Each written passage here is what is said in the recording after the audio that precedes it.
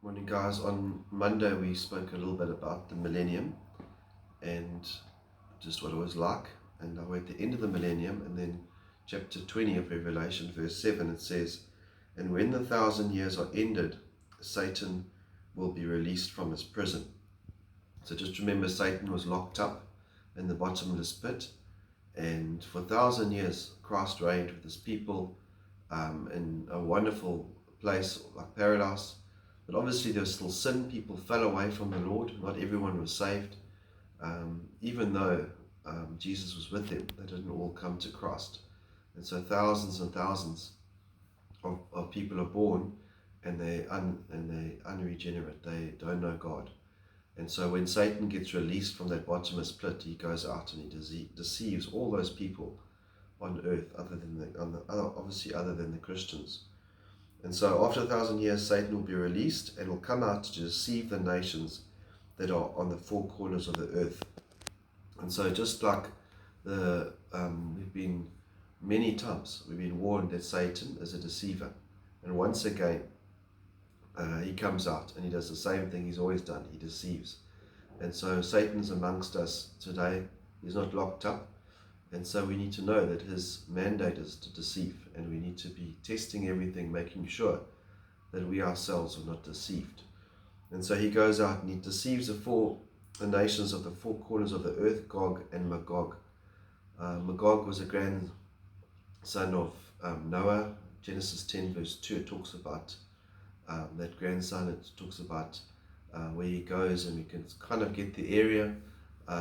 And it talks about it in Ezekiel 38 and 39.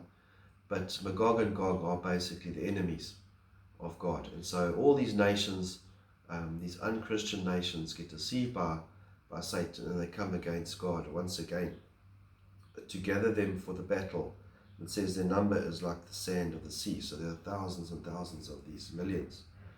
Verse 9, "And they marched up over the broad plain of the earth and surrounded the camp of the saints and the beloved city," that's Jerusalem, where Christ was. "But fire came down from heaven and consumed them." And so God's judgment is often used with fire. Fire came down from heaven. We even see the fire and the judgment in Ezekiel 38-39 battle. We know that the earth eventually gets destroyed by fire when Peter, we read that in Peter. So ultimately this world, not only are people destroyed by fire, not only will they land up in the pit of fire to burn forever, but God uses fire as a form of judgment even here. And so the fire comes down from heaven, consumes them, and the devil who had deceived them was thrown into the lake of fire and sulfur, where the beast and the false prophet were, and they will be tormented day and night forever. And so that's the final judgment. We're coming right to the end of the age now, the end of the earth.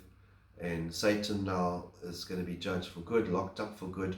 He joins the beast and the false prophet who are there, and that is the final judgment. And so, friends, just remember, when we die, we're going to go either to heaven or to hell, and that place is final. There is no way out.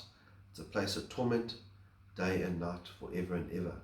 So I trust that you make sure that you don't get deceived, and that you are found on Christ's side. Amen.